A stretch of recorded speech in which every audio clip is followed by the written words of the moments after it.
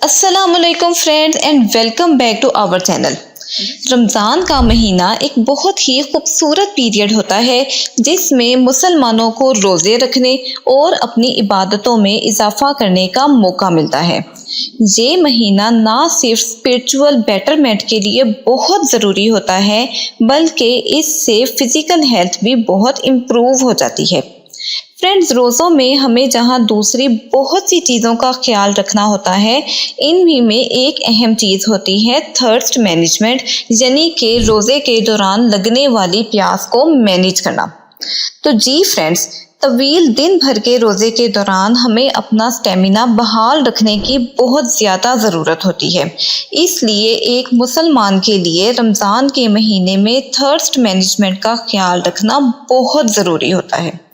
तो फ्रेंड्स, आज की वीडियो में हम डिस्कस करने वाले हैं 5 ऐसी चीज़ें कि रमज़ान में किस तरह से अपनी प्यास को कंट्रोल कर सकते हैं, और दूसरे नंबर पर हम आपको सजेस्ट करेंगे कि सहरी और इफ्तारी में ऐसा क्या खाना खाया पिया जाए कि प्यास का एहसास कम से कम हो। तो करते हैं वीडियो का प्रॉपर स्टार्ट। लेकिन वीडियो की तरफ चलने से पहले मेरी आपसे ये रिक्वेस्ट है कि अगर आपने अभी तक हमारे चैनल को सब्सक्राइब नहीं किया तो जल्दी से सब्सक्राइब कर लें और बेल आइकन के बटन को लाजमी प्रेस कर लिया करें ताकि हमारी फर्दर आने वाली इंफॉर्मेशन बेस्ड वीडियो सबसे पहले आप तक पहुँचे।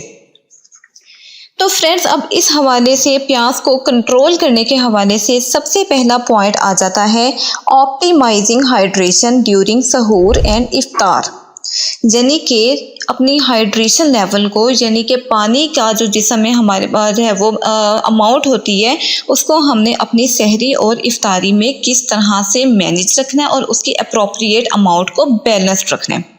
सहरी और इफ्तारी रमज़ान में दो बहुत इम्पॉर्टेंट टाइमिंग्स होती हैं। सहरी के दौरान हमें ऐसे खाने आम तौर पर सिलेक्ट करने चाहिए जो हमें हाइड्रेशन का एक बहुत अच्छा पावरफुल सोर्स फराहम कर सकें और ये हमारी बॉडी को दिन भर के तवील रोज़े के लिए प्रिपेयर कर सकें। So make sure to drink plenty of water and other hydrating beverages, जिसमें आ जाते हैं मिल्क, फ्रूट जूसेस और इसके अलावा ऐसे फ्रूट्स जिनमें पानी का प्रपोर्शन बहुत ज़्यादा होता है, जैसा कि वाटरमेलन और ऑरेंजेस। इसके अलावा अगर आप कोई सब्जियां वगैरह खाना के शौकीन हैं तो कुकम्बर का सैलड बनाकर भी आप अपनी इफ्तार टेबल पर रख सकते हैं। एक और अहम बात यहाँ पर बताती जाऊँ कि जब भी रोज़ा अफ्तार करें तो कोशिश करें कि खजूर के बाद हमेशा पानी से स्टार्ट करें, इसके बाद खाना खाएं ताकि दिन भर की डिहाइड्रेशन को एज सून एज पॉसिबल ख़त्म किया जा सके। फ्रेंड्स, प्यास की शिद्दत को ख़त्म करने के हवाले से दूसरे नंबर पर पॉइंट आ जाता है strategically timing up physically activities, यानी कि अपनी जिस्मानी एक्टिविटीज़ को हमने किस तरह से मॉड्यूलेट करना है, उनको चेंज कर देना है, उनकी टाइमिंग्स को हमने ज़रा आल्टर कर देना है ताकि हम अपने रोज़े के जो दौरानिया होता है उसमें डिहाइड्रेशन को इतना ज़्यादा फेस ना करें। फ्रेंड्स, रोज़े की हालत में थका देने वाली फ़िज़िकल एक्टिविटीज़ जैसा कि एक्सरसाइज और आउटडोर एक्टिविटीज़ में ज़्यादा देर इंडल्ज रहने से फ्लूइड लॉस का ख़तरा बहुत ज़्यादा हो जाता है, जो कि आपकी प्यास को ऑब्वियसली इंटेंसिफाई करता है। अब इस मसले को हल किस तरह किया जाए?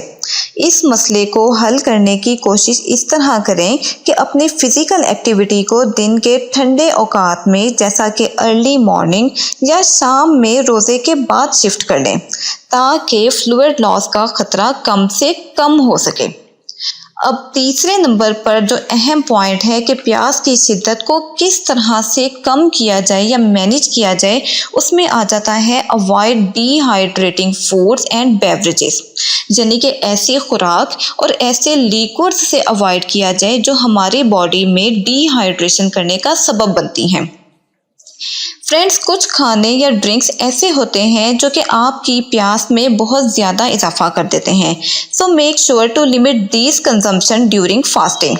रोज़ों के दौरान कैफिनेटेड ड्रिंक्स जैसा कि कॉफ़ी, टी और सोडा ड्रिंक्स का इस्तेमाल कम से कम करें, लेकिन अगर आप हमारी तरह चाय के बहुत ज़्यादा शौकीन हैं तो आप इसको दिन में सिर्फ 1 कप तक लिमिट कर सकते हैं। इसके बजाय आप अपने डाइट में थोड़ी सी मॉडिफिकेशंस लेकर आएँ और ऐसी चीज़ें शामिल करें जैसा कि फ्रूट जूसेस, हर्बल टीज़ और ज़्यादा से ज़्यादा पानी की मिकदार। अब नंबर 4 पर आ जाता है point, try to stay cool. तो फ्रेंड्स, एक्सेसिव हीट का ज़्यादातर एक्सपोजर हमारे जिस्म में पसीना पैदा करता है और हमारे जिस्म से पानी को इवेपोरेट कर देता है, जिससे ऑब्वियसली जिस्म में डिहाइड्रेशन यानी पानी की कमी पैदा हो जाती है और प्यास की शिद्दत में भी इजाफा होता है। तो इस मसले से बचने के लिए कोशिश करें कि ज़्यादा से ज़्यादा शेडी एरियाज में रहें और धूप से अपना एक्सपोजर जिस हद तक हो सकता है कम से कम रखें। इसके अलावा रोज़ों के मौसम में लाइट वेट और ब्रीदेबल कपड़ों का इस्तेमाल करें और अपने घरों के माहौल को भी जिस हद तक हो सके कंफर्टेबल बनाएं। सो फ्रेंड्स, अब इस वीडियो का 5वां पॉइंट जो कि थर्स्ट मैनेजमेंट के हवाले से है वो आ जाता है, monitor hydration status and listen to your body.